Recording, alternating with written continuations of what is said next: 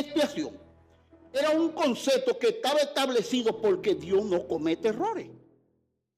Ya Jesús había expiado nuestro pecado. Pero hay pecados que en verdad tienen que ser expiados por el hombre que lo come. Con la autoridad, dijo él. Entonces yo entrego su cuerpo al diablo para que su alma se salve. Wow.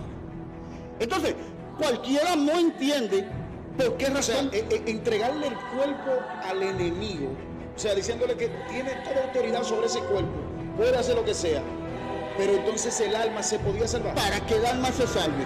Ahora pregúntame para yo contestarte, ¿por qué? ¿Pero por qué? Porque hay que expiar un pecado para callar la opinión pública. No cabe dentro de una lógica aceptable para quien es afectado que Pablo se convirtiera y estaba danzando, brincando con toda alegría sin antes haber expiado su pecado. ¿Creen que la conversión trajo un cambio de inmediato? No hay un cambio inmediato en lo que concierne a tu concepto de fe, pero hay un cambio progresivo en lo que concierne a tus hábitos. Entonces usted tiene que entender que usted tiene que cambiar, porque yo no vine a traer armonía ni paz, yo vine a traer espada, yo vine a poner hermano contra hermano, yo vine a traer disensión. Y cuando digan que haya paz y seguridad, entonces lo que viene es destrucción repentina. Y cuando estaba que las mujeres lloraban que iba a sacrificar, le dice, pero ven acá, ¿por qué que ustedes lloran por mí? No lloren por mí, lloren por vosotros y lloren por vuestros hijos, porque si el árbol verde fue tratado así, ¿qué ustedes creen que le va a pasar al seco? Vamos a movernos allá. Vamos a trasladarnos en el tiempo. Para entender que Pablo tenía asolada a la población o a la comunidad cristiana. Vamos a entender que la mujer que tenía 5 muchachos y un esposo cristiano, Pablo lo mató. sí. Y dejó a esa mujer con 5 muchachos sola. Vamos a entender que aquel que eran 5 hermanos y se convirtieron 3, Pablo lo mató. Y dejó a esa madre y ese padre lleno de dolor. Vamos a entender que aquellos que se habían convertido pero no tenían fuerza ni valor suficiente, Pablo le metió terror y negaron a Jesús y luego murieron sin salvación. Vamos a entender que esa atmósfera lúgubre, melancólica que Pablo había sembrado en Israel estaba afectando a toda la comunidad cristiana y había dejado dolor inclusive a aquellos que no eran cristianos. Entonces ustedes debemos entender que ahora viene este hombre y va a decir, yo acepto a Jesús como mi Salvador. Bueno. Vamos a decir que ese hombre se manifieste a un público de que yo ahora soy cristiano. Ay. Y ahora yo soy un hombre que tengo gozo. Y ahora yo estoy con un panderito tocando corito y gloria a Dios. Cuando yo maté a un paquete de gente y cuando yo hice que se perdieran. Wow. Ahora entiendan. Expiación era un concepto que estaba establecido porque Dios no comete errores. Ya Jesús había expiado nuestro pecado. Pero hay pecados que en verdad tienen que ser expiados por el hombre que lo cometió. Entonces, de la única forma que aquella comunidad que había pasado por ese proceso lúgubre podía tener algo de conformidad era viendo en manifiesto en aquel que le produjo dolor, el mismo dolor. Entonces, Pablo tenía que expiar su pecado. Entonces, esa fue la palabra que se le dijo a aquel siervo de Dios, creo que era Ananías. Sí. Yo quiero que él sepa ¿Cuánto le es necesario padecer? ¿Cuánto le es necesario pasar? Ahora bien, Pablo cumplió con eso. Pablo entendió que él tenía que pasar ese sacrificio. Pablo naufragó un paquete de veces. Claro. Pablo fue azotado. Lo dejaron por muerto. Lo dejaron por muerto. Pablo fue herido. Pablo fue humillado. Pablo fue molido para expiar su pecado. Pero aún así aceptó la realidad que lo envolvía porque él sabía que tenía que dejar conforme a una comunidad de personas heridas. Todas esas personas que fueron heridas, que fueron asoladas, como humanos, tuvieron conformidad cuando vieron que Pablo estaba pasando lo mismo que él le hizo pasar a ellos. Sí. Ahora bien, Pablo entendía a través de su proceso y de su conocimiento que habían pecados que tenían que ser expiados. Usted tiene que entender que tenemos un escenario que se manifiesta Pablo como protagonista, pero ahora desde otro enfoque. Sucede que uno llamado Alejandro, si mal no me equivoco, comete el error de adulterio de vivir con la mujer del padre. El caso llega a Pablo, que estaba en otro lugar, pero ya había expiado su pecado y había entendido que hay pecados que tienen que ser expiados por aquel que lo cometió. Y desde la distancia, por la autoridad y el conocimiento que tenía, desde aquí, con la autoridad, dijo él, yo entrego su cuerpo al diablo para que su alma se salve. Wow. Entonces, cualquiera no entiende por qué razón. O sea, entregarle el cuerpo al enemigo, o sea, diciéndole que tiene toda autoridad sobre ese cuerpo, puede hacer lo que sea, pero entonces el alma se podía salvar. Para que el alma se salve. Ahora pregúntame para yo contestarte, ¿por qué? ¿Pero por qué? Porque hay que expiar un pecado para callar la opinión pública. Ahora me explico. Un personaje llamado Alejandro comete un acto tan vil de vivir con la mujer de su país. Pero ahora, si no se calla la opinión pública, me van a presentar a Alejandro en un púlpito diciendo, Dios me perdonó. Gloria a Dios, porque yo lo que hice fue una cosita, que eso no representa nada. Papi, no le dé mentira a eso, que yo soy tu hijo, lo tuyo es mío. No, mami, no, eso no es nada. Eso fue compartir la carga de mi país. Pero ahora usted está provocando lo que se llama una blasfemia a este ministerio. De la única forma que se podía callar la opinión pública era Alejandro expiando su pecado para poder dar una enseñanza de rectitud. Entonces, ahora viene, Alejandro se muere, Pablo sabía que había orado por perdón, pero la opinión pública entendió que se merecía la muerte. Maestro, en ese mismo concepto que usted está hablando, Ananías y Zafira, otra expiación. Eso fue otra expiación por los pecados. O sea, el que ellos murieran de la manera en como el Espíritu había señalado por medio de Pedro a esas personas, en realidad lo que se estaba era demostrando que se estaba haciendo una expiación por los pecados que ellos cometieron. Una expiación. Debemos entender, maestro Lendi, la opinión pública es peligrosa. La opinión pública es igual que las aguas del mar. Pueden mover un barco, pero en un determinado momento también lo hunden. Ananías y Zafira, si tú y yo calculamos el trasfondo histórico, vamos a llegar a la conclusión que el castigo aparentemente fue más severo que el hecho. Sí. ¿Verdad que sí? Claro que sí. El castigo fue aparentemente más severo que el hecho. Pero en la omnisapiencia de Dios, que domina todos los tiempos, presente, pasado y futuro, Dios no estaba viendo el acontecimiento en tiempo real, sino las consecuencias futuras. O sea, lo que podía traer lo que ellos practicaron. Un daño colateral de opiniones diversas. Sí, porque todos lo tenían en común. Todos lo tenían en común. Excepto ellos. Ellos no quisieron hacer lo que anteriormente, porque por ejemplo, un grupo de personas tenía una propiedad, la vendía, llevaban eso a los apóstoles. Nadie decía tener nada suyo propio, pero ellos sí escondieron lo que vendieron. Muy bien. Entonces, estaban probando la opinión pública de una manera descarada. Muy bien, todos vendían lo suyo desprendidamente y lo compartían con los hermanos en armonía y paz. O sea, el que tenía una finca la vendía y se lo comían todo ahí. Ananías y Zafira, como la Biblia no está escrita en orden cronológico, no sabemos cuántos platos de comida se habían comido a costilla del otro. Sí. Ananías y Zafira participaban de todos los beneficios. De los demás. Participaban de esas bendiciones, estaban sumidos. Pero así sí es bueno, que otro se coma lo mío y que yo no tenga la capacidad de poder disfrutar. Subido en una atmósfera de desprendimiento y de misericordia. Ahora bien, Ananías y Zafira vienen y crean un plan estratégico para mantener la opinión pública callada, pero por abajo están descontrolando el verdadero balance de la equidad. O sea, no eran equitativos. No. Y nada hay oculto que no haya de ser manifestado. Muy bien. Nada. Se vendió la propiedad. Ellos podían quedarse con su propiedad. pero su conciencia lo acusaban porque ellos sabían que se estaban comiendo lo de otro, aún ellos teniendo. Entonces, pero no querían tener la equidad de venderla de ellos y compartirlo con los otros.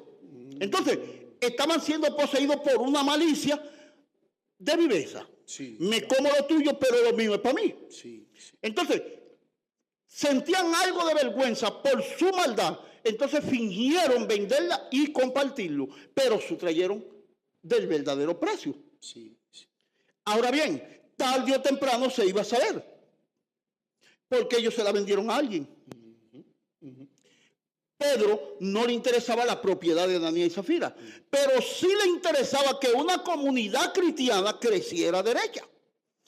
Entonces ahora viene Ananías y Zafira, un plan establecido muy cuidadosamente para engañar a Pedro.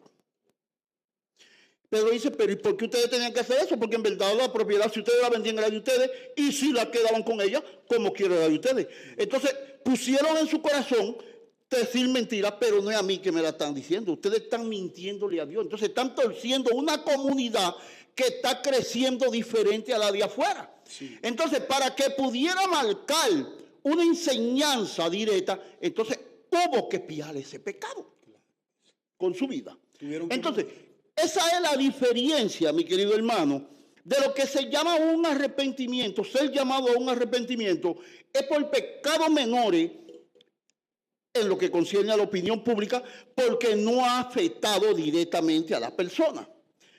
Usted y yo tenemos que entender, David se le llama el dulce cantor de Israel. Era un hombre que fue cogido de acuerdo al corazón de Dios, pero Dios no le aceptaba arrepentimiento. No le aceptaba arrepentimiento. Expiación. Claro, porque está bien, cometiste el pecado, pero la espada no se apartará de tu casa. Expiación. O sea, él tenía que vivir en carne propia. Cuando David hablaba, eso es lo que significa expiación. Expiación. Vivir en carne propia todos tus hechos que has cometido. Tus hechos. Porque David se arrepentía de corazón, cantaba a Dios, le oraba a Dios. Cuando él tuvo el hijo con la mujer de Urías, el primer hijo, algunos no saben eso, que también es bueno que se sepa, no fue Salomón el primer hijo. David tuvo otro primero, pero Dios le había dado el pecado. Dios le había dicho que su pecado tenía que ser pagado porque él tomó una mujer que no correspondía. Entonces David oraba, lloraba delante de Dios en silicio y en ayuno para que Dios le dejara el hijo vivo. Sí. Dios dijo, el hijo no va a vivir. Porque si yo dejo ese hijo vivo, entonces no se pide el pecado que tú hiciste. Y la opinión pública no puede ser callada. Wow. Entonces el hijo se va a morir, no importa cuánto tú ores, no importa cuánto tú llores. El hijo como quiera murió. Se pidió el pecado que tenía que sufrir esa pérdida para que él entendiera que tenía que pagar por ese rol. Ahora, si nosotros estudiamos la historia completa, David tomó esa mujer ajena, le dijo el Señor, mira, no se va a apartar espada. Y así como tú tomaste esa escondida, ahora yo quiero que uno de los tuyos tome toda la tuya en público. La consecuencia de su pecado. Ahora quiero que tu hijo se levante y te persiga para que tú no tengas paz. Ahora quiero que tú sufras en tu reinado y que tú tengas pérdida increíble, un descontrol absoluto. Los hijos se descontrolaron, la hija tuvo un accidente con el hermano. Todas las cosas se le volvió un caos. Y aún así, David entendió que tenía que expiar su pecado. Sí. Nunca maldijo a Dios, sino todos los días lo que hacía era que se arrepentía más. Entonces tenemos que entender esto. Jesús pagó un precio por nuestro arrepentimiento. Pero hay una forma que hay que expiar cierto pecado que tú cometes.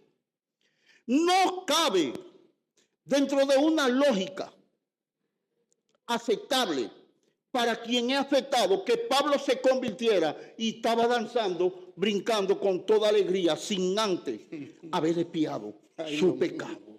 Dios mío. Créemelo cuando le digo. ¿Usted cree, maestro, que hay personas que en sí le cuesta permanecer en el camino de Dios por causa de que tienen que expiar sus pecados? De tantas cosas malas que han hecho. Hay personas que no permanecen en el camino porque son unos hipócritas y en realidad solamente se centran en la creencia de que yo me convertí y ya. ¿Creen que la conversión trajo un cambio de inmediato?